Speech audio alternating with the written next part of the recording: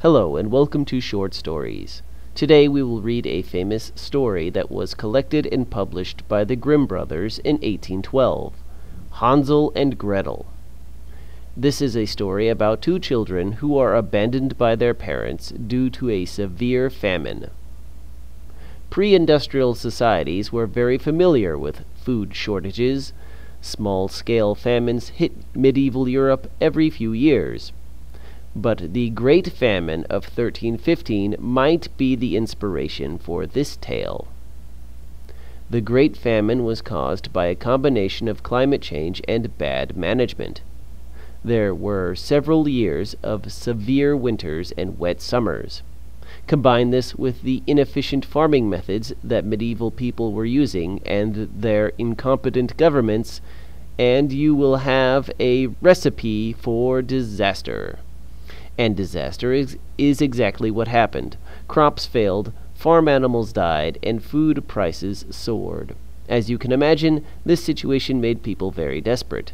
People were so desperate that they resorted to robbery, infanticide, and even cannibalism.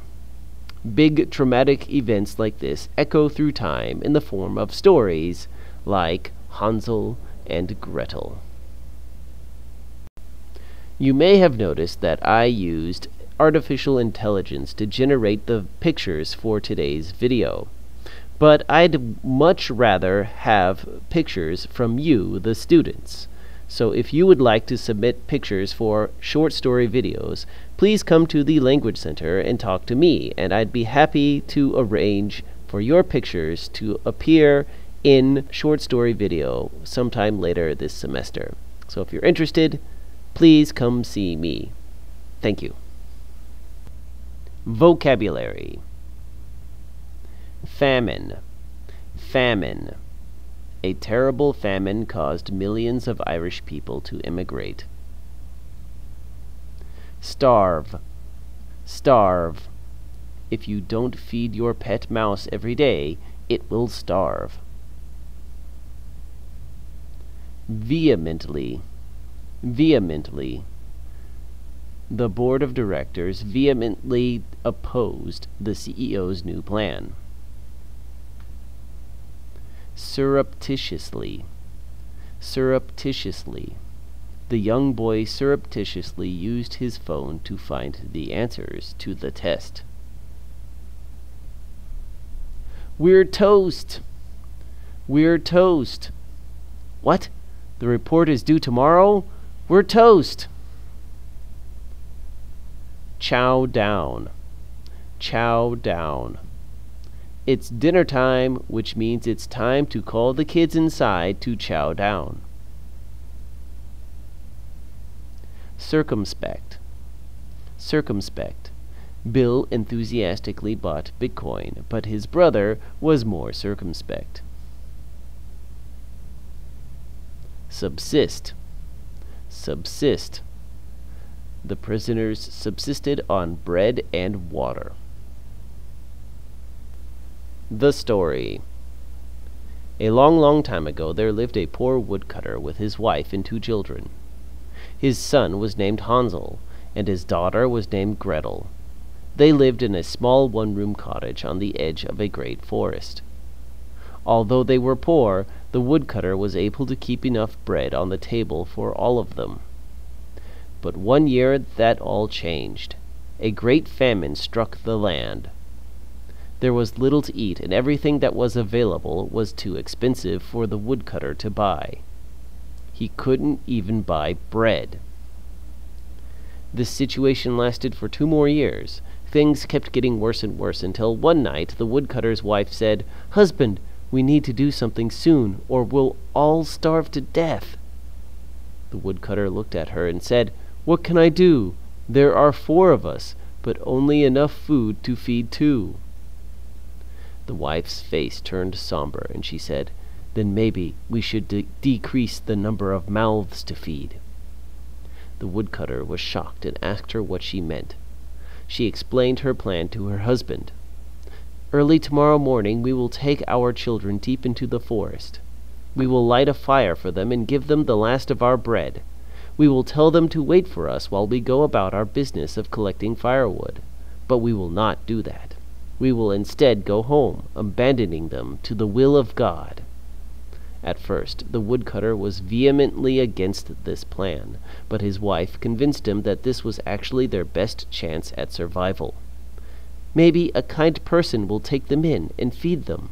All I know is that if they remain here, we will all die," the wife pleaded.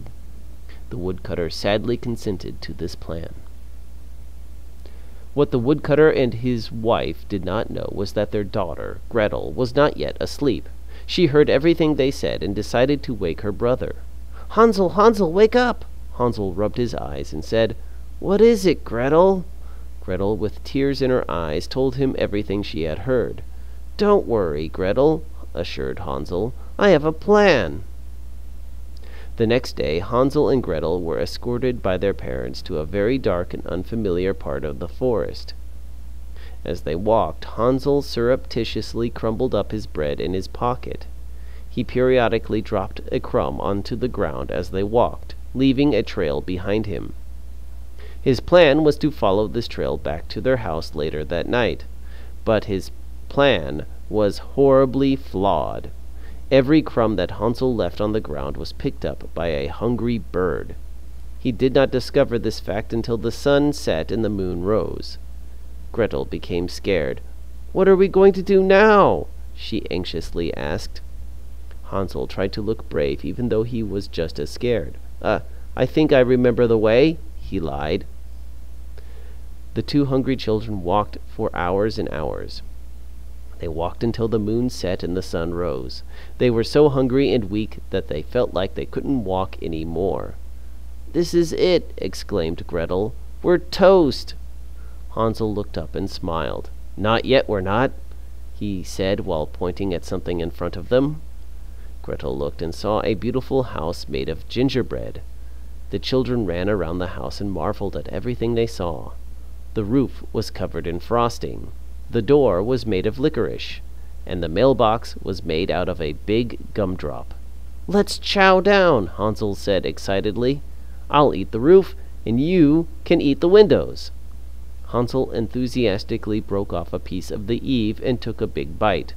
Gretel was a little more circumspect than her brother. She only took small bites of the windowsill.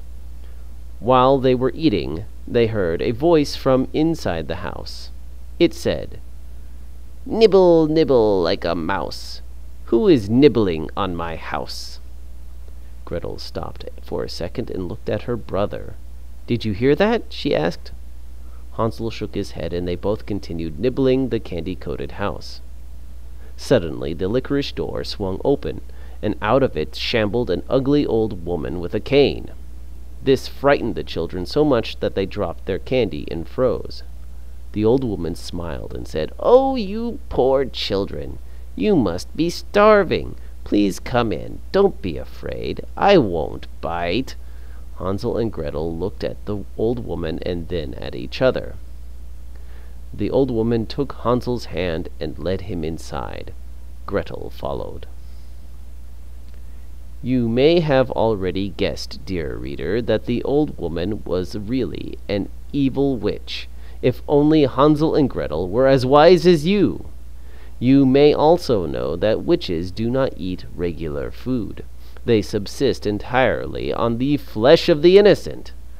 This witch was particularly clever because she had made her house very enticing to children.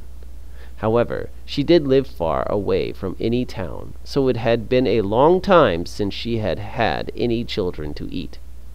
She was half-starved and weak, but as she led Hansel and Gretel into her house, a wicked smile curled up on her face. "I'm going to have a feast," the witch said to herself. The witch gave the children a magnificent dinner. She gave them pork chops, lamb chops, and fried chicken fillets. For side dishes, she gave them green bean casserole, mashed potatoes, and macaroni and cheese. Finally, for dessert, she gave them chocolate cake, cherry pie, and a scoop of ice cream. Once the children were half comatose from eating so much food, the witch's demeanor changed from friendly to sinister. She locked all the doors and windows. She grabbed Hansel and dragged him into the cage that was behind the house. The witch cackled as she locked the door. "I'll fatten you up real nice," she declared. "I'm gonna have a real treat this Halloween. Ha ha ha ha." Hansel wept bitter tears as he banged against the bolted door. Gretel was trapped inside the witch's house and was forced to do chores for her. She tried to plead for her brother's life. "Let him go," she yelled, "and take me instead." The witch laughed very wickedly and said, "Oh, I have plans for you, sweet girl. I'll raise you up to maturity and use you as breeding stock. I'll be able to eat a fresh baby every winter solstice." The witch burst out into terrible laughter. Gretel was traumatized, but she knew that she had to do something. For several days, Gretel worked for the witch. As she worked, she observed and learned. She learned that the witch had a magic cooking pot that never ran out of food. She learned that the witch was very frail and had cataracts forming in her eyes. Every day her eyes grew weaker and weaker. And Gretel learned that the witch had lost her wand a while ago. One of the jobs that Gretel had to do was feed her poor brother. Twice a day she walked out of the house with a big bucket of greasy slop for Hansel to eat. The food was enchanted, so that Hansel could not stop himself from eating. Tears rolled down his fat cheeks as he stuffed his face. Gretel told him everything she knew. "Halloween will be here soon," sobbed Hansel.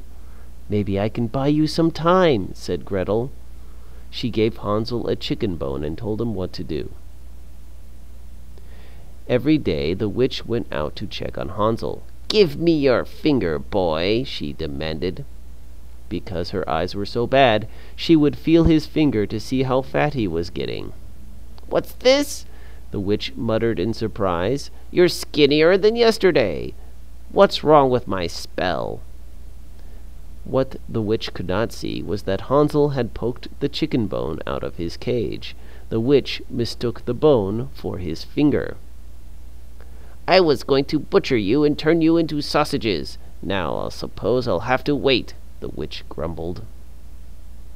Gretel kept this ruse going for several more days. Finally, the witch couldn't wait any longer. "Today is Halloween," the witch bellowed, "and I intend to eat Hansel roast no matter how fat he is." The witch hit Gretel with her cane and shouted, "Girl, get the oven started." The poor girl did as she was told, but she was determined to escape. After she had started the fire in the oven's firebox, Gretel turned to the witch and said, "There's something in the back of the oven." The witch asked what it was, and Gretel said, "I think it's your wand. You must have left it in there the last time you cleaned your oven." The witch pushed Gretel aside and grunted, "Don't touch it. Let me see." When the witch was in just the right position, Gretel gave her a good hard shove, forcing her entire body into the huge oven. She then secured the door of the oven with the witch's cane. The witch was furious and kicked and screamed obscenities at Gretel. The girl then pressed on the bellows to strengthen the flames in the oven's firebox. The witch howled even louder, but gradually the kicking and screaming stopped. The witch was cooked in her own oven. Gretel ran outside with the key and unlocked Hansel's cage. The two hugged each other. "Let's get out of here!" exclaimed Hansel. "Wait," said Gretel. "We need to get something first." Gretel rushed back into the witch's house and grabbed the magic cooking pot. The two children then fled the witch's lair and ran until they came upon a river. They decided to follow the river downstream. "Towns are always built next to rivers," asserted Hansel. This time Hansel was right. The river took them to a town, where they asked for some directions. A few days later, the two wandering children found their way back home. Their father tearfully embraced them. I'm so sorry I abandoned you." Hansel and Gretel both forgave him and asked, "Where's Mother?" The woodcutter explained that she had died recently from an illness brought on by her extreme hunger. The children then showed their father the magic pot, which never ran out of food. "We're saved!" shouted the woodcutter. The family was never hungry again, and they were always happy to share their food with any guests who happened to pass by their cottage. Questions. Number 1. Why did the woodcutter and his wife abandon their children in the forest? A. They couldn't afford to feed them. B. They didn't like them anymore. C. They wanted to sacrifice them to the witch. D. The townspeople wanted to eat them. The answer is A. They couldn't afford to feed them. Question 2. What was the witch's plan? A. To eat Gretel for Halloween. B. To eat Hansel for Halloween. C. To eat both children on the winter solstice. D. To turn her house into an Airbnb. The answer is B. To eat Hansel for Halloween. Question 3. How did the witch die? A. Hansel hit her with a cane. B. She fell off the roof of her candy house. C. Gretel cooked her alive. D. She died of starvation. The answer is C. Gretel cooked her alive. Question 4. How did Hansel and Gretel find their way back home? A. They followed a river. B. They used the witch's map. C. They used the witch's flying broomstick. D. They didn't go back home. The answer is A. They followed a river.